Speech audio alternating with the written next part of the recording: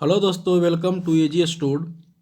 आज set number 28 का discussion करेंगे, जिसमें प्रीवियस ईयर का पूछा गया सभी प्रश्न है और सभी वेरी वेरी इंपॉर्टेंट है। तो आइए सबको एक एक करके देखते हैं और सॉल्व करने का कोशिश करते हैं। तो देखिए, क्वेश्चन नंबर फर्स्ट लगा हुआ है और बोल रहा है कि 6 घंटे एक दिन का कितना प्रतिशत है। आपसे दिया गया है 6 घंटा एक दिन का कितना प्रतिशत है। तो तुलना किससे हो रहा है? देखिए, एक दिन से तुलना हो रहा है, ठीक है। तुलना किससे कर रहा है? तो एक दिन से तुलना कर रहा है। पहले से आपका दिया हुआ 6 घंटा, तुलना हो रहा है एक दिन से। तो एक दिन में कितना घंटा होता है? जब ये घंटा में है तो इसको भी घंटा बदल लीजिए। तो एक दिन बराबर होता है कितना? 24 घंटा।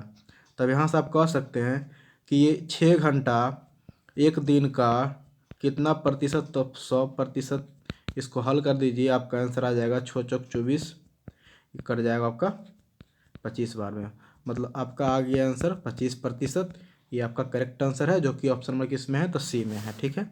आई होप समझ में आया होगा। चलते हैं question number next. Question number next बोल रहा है, एक परीक्षा में प्रॉन्जॉय ने 272 अंक प्राप्त किए, जो 64% अंक प्राप्त करने के बराबर था। परीक्षा कितने अंकों की थी? देखिए, अंक अंक पूछ रहा है और यहाँ दिया गया है कि 272 अंक जब लाया ना वो, तो वो 64% के बराबर हुआ। तो इसका मतलब कह सकते हैं कि ये 64% बराबर क्या हुआ आपका? 272। तो इसका मतलब 100% कितना होगा? तो 100% आप यहाँ निकाल दीजिए। तो 272 डिवाइडेड बाई 64 गुना 100%। इसको हल कीजिए, आपका आंसर आ जाएगा। 8 से काटिए, 8 8 64 और 8 3 24, 8 चौक 32। ये कट जाएगा 2 से, तो 2 दूना, ये कट जाएगा 4 बार में। ये कट जाएगा आपका 34 है, 17 बार में कट जाएगा। और ये आपका कट जाएगा 25 बार में। ये 25 बार में कट गया। तो इसको आप गुना कर दीजिए, 17 गुना 25 कर दीजिएगा। तो 17 गुना 25 कीजिएगा तो आपका आएगा 425। ये आपका करेक्ट आंसर है, जो कि ऑप्शन नंबर किस में है? तो ऑप्शन नंबर आपका ए में है, ठीक है। आई होप समझ में आया होगा। चलते हैं question number next. Question number next देखिए क्या बोल रहा है। देखिए, क्वेश्चन नंबर थर्ड है, बोलता है, दो संख्याओं का लघुत्तम समवर्तक एवं महत्तम समवर्तक दिया हुआ है। इनमें से एक संख्या भी दिया हुआ है, तो दूसरी संख्या क्या होगा? तो इसका कहने का मतलब क्या हुआ? इसका एक फॉर्मूला आता है कि एलसीएम गुना एचसीएफ बराबर होता है फर्स्ट संख्या गुना सेकेंड संख्या, ठीक है। तो एलसीएम देखिए आपका दिया हुआ 171360 इंटू एचसीएफ भी आपका 14 दिया हुआ है, बराबर दूसरी पहली संख्या भी आपका दिया हुआ है 2142 गुना दूसरी संख्या आपसे पूछ रहा है। तो इसको आप काट दीजिए, आपका आंसर निकल आएगा। 7 से काटिएगा तो 7 दूना 14 होगा, ये 7 या 21, 7 छक 42। फिर ये 2 से कट जाएगा आपका कितना? तो 153 बार में। अब इसको इससे काट दीजिएगा पूरा बार में, तो ये कट जाएगा 1120। ये आपका इसके इतना बार में कट जाएगा, ठीक है। तो इसका मतलब कहने का मतलब क्या हुआ कि सेकेंड संख्या बराबर कितना हुआ? तो सेकेंड संख्या बराबर 1120 आपका राइट आंसर है, जो कि ऑप्शन नंबर किस में है? तो ऑप्शन नंबर सी में है, ठीक है। आई होप समझ में आया होगा। चलते हैं question number next. Question number next क्या बोल रहा है? बोला, 5 वर्ष पहले पुत्र की आयु उस समय उसकी माँ की आयु के 1/3 थी। यदि उनकी वर्तमान आयु का योग 70 वर्ष है, तो माँ की वर्तमान आयु क्या है? देखिए, ये पुत्र है, ये माँ है। 5 वर्ष पहले की बात कर रहा है, तो 1/3 है, तो 1:3 होगा। यहाँ देखिए दोनों का योग कितना आ रहा है? 4 आ रहा है, ठीक है। और यहाँ से योग कितना बता रहा है? 70। लेकिन 70 कब बता रहा है? वर्तमान में। लेकिन 5 वर्ष पहले का लिए हैं यहाँ पर योग, तो 5 वर्ष पहले जाना होगा। तो दोनों में से 5 5 घट जाएगा, तो 70 माइनस 10 हो जाएगा, तो हो जाएगा कितना? 60। तो ये 60 के बराबर है, ठीक है। तो यहाँ से 1 का वैल्यू निकल जाएगा, 1 का वैल्यू हो जाएगा आपका 15। तो 1 का वैल्यू आपका 15 निकल आया, तो बोलता है माँ की आयु क्या है? तो माँ की आयु 3 है। तो माँ की आयु 3 के बराबर कितना हो जाए? 5 तिया 15 तिया 45 हो जाएगा। ये कब आया? ये 5 वर्ष पहले का आया, लेकिन इसको वो पूछ रहा है क्या? वर्तमान पूछ रहा है। तो इसमें 5 वर्ष जोड़ दीजिए, तो 45 + 5 कीजिएगा तो आपका कितना आ जाएगा? 50 आ जाएगा। ये 50 वर्ष उसकी माँ है, जो कि ऑप्शन नंबर किस में है? तो सी में दिया हुआ है। यही आपका करेक्ट आंसर है। चलते हैं question number next. Question number next देखिए क्या बोल रहा है, पाँचवा क्वेश्चन नंबर 5वां बोल रहा है, किसी निश्चित संख्या पर साधारण ब्याज मूलधन का 1/36 है। यदि ब्याज की दर और वर्षों की संख्या बराबर हो तो ब्याज की दर कितना है। देखिए ये कोई मूलधन 100 रुपया है, ठीक है, और बोल रहा है ब्याज की दर और समय दोनों बराबर। मान लिया आप दर को मान लिया R%, तो आप समय को भी मान लीजिए R ठीक है। तो बोल रहा है SI यहाँ से कितना हो जाएगा, यहाँ से तो बोल रहा है मूलधन का 100 का 36 1/36 हो जाएगा।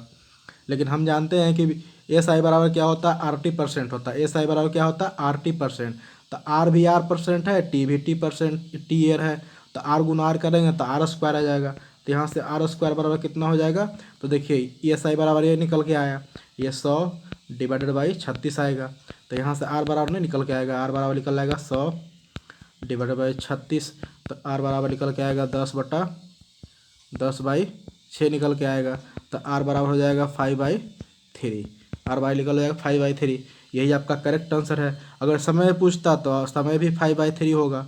आई होप समझ में आया होगा। चलते हैं question number next. Question number next देखिए क्या बोल रहा है, पाँचवा क्वेश्चन नंबर 5 देखिए बोल रहा है कि 5 क्रमागत संख्याओं का औसत 10 है तो बीच वाली संख्या क्या है। देखिए क्रमागत संख्या बोल रहा है, तो पहला क्रमागत संख्या मान लीजिए x, दूसरा है x+1, तीसरा है x+2, चौथा x+3, पाँचवा x+4।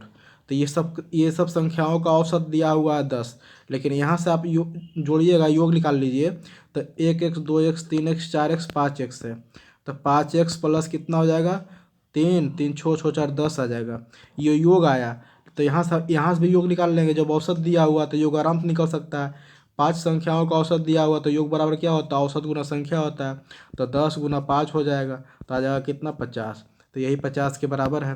तो यहाँ से 5x बराबर कितना हो जाएगा, तो 40 हो जाएगा। 5 से कट जाएगा तो x बराबर कितना निकल के आएगा, 8 निकल के आएगा। आपसे पूछता है दूसरी संख्या देखिए क्या है, तो x+2 है।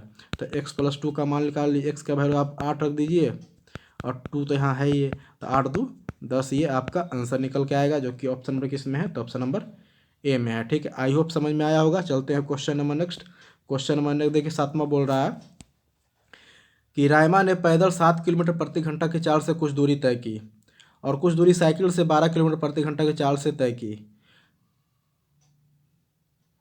तो बोलता है कि उसने 7 घंटा में 64 किलोमीटर की दूरी तय की थी और उसने साइकिल पर कितने घंटे की यात्रा तय की। देखिए ये एक साइकिल से ये पैदल चल रहा है, P मान लेते हैं, ये साइकिल से चल रहा है, C मान लेते हैं। ठीक है, देखिए ये चल रहा है 7 किलोमीटर प्रति घंटा से और ये चल रहा है कितना, तो 12 किलोमीटर प्रति घंटा से।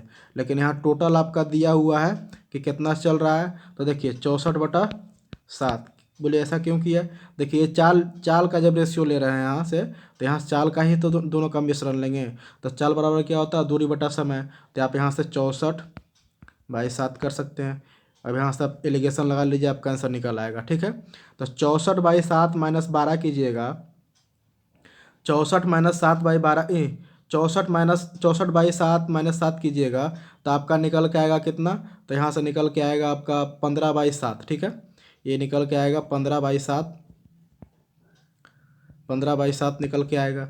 और यहाँ से कीजिएगा 12 माइनस 64/7 कीजिएगा तो आपका निकल के आएगा 20/7। ठीक है, ये रेशियो निकल के आया। ये जो रेशियो निकल के आया ना, ये समय का रेशियो निकल के आता है। ठीक है, तो यहाँ से आप कह सकते हैं कि 20/7 रेशियो 15/7 कीजिएगा, ये 7 से 7 कट जाएगा, 5 से कट जाएगा, 5 चौका 20, 5 तिया 15, 4:3 आएगा। ठीक है, तो ये 3 किसका आया, तो ये 3 इसका आया और 4 किसका आया, तो इसका आया। तो आप कह सकते हैं कि पैदल वो 4 घंटा चला और साइकिल से वो 3 घंटा चला। आपसे किसका पूछ रहा है, तो साइकिल पर कितने घंटा की यात्रा की, तो देखिए 3 घंटा निकल के आया। यही आपका सही आंसर है, जो कि ऑप्शन नंबर किस में है, तो बी में है। ठीक है, आई होप समझ में आया होगा। चलते हैं question number next. Question number next देखिए क्या बोल रहा है, 6 सेंटीमीटर 8 सेंटीमीटर और 10 सेंटीमीटर भुजाओं वाले समकोण त्रिभुज के परिवृत्त का क्षेत्रफल क्या है। देखिए परिवृत्त कहने का मतलब क्या है, वृत्त के अंदर एक त्रिभुज, वृत्त के अंदर एक त्रिभुज।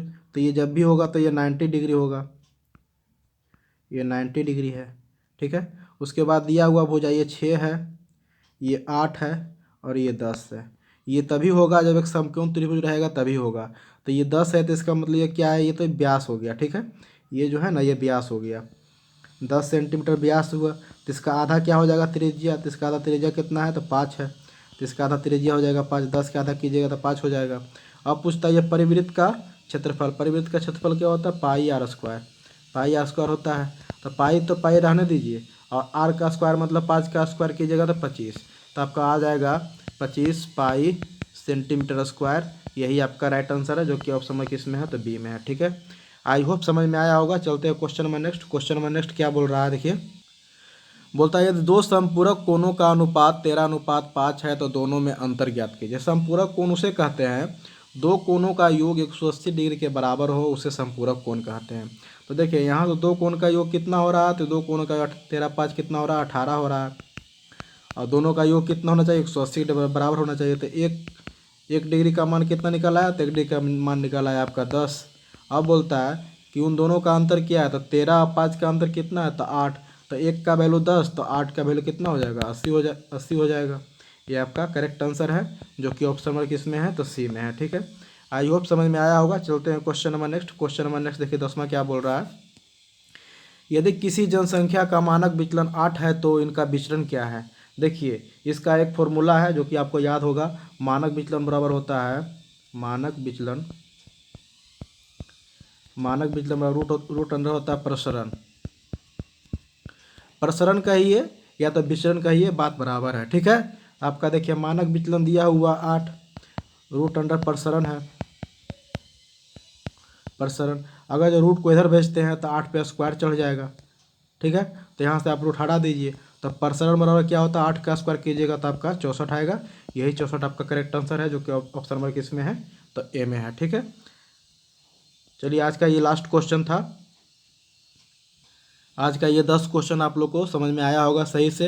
अगर जो नहीं भी आया है तो कोई दिक्कत नहीं, आप आराम से इसको 1 से 2 बार देखिएगा तो समझ में आ जाएगा। नहीं भी इसके बाद भी समझ में नहीं आता है तो आप हमको कमेंट कर सकते हैं, कमेंट बॉक्स में आपको आंसर दिया जाएगा। ठीक है, और थोड़ा सा ये आप ध्यान रखिएगा, ये लाइक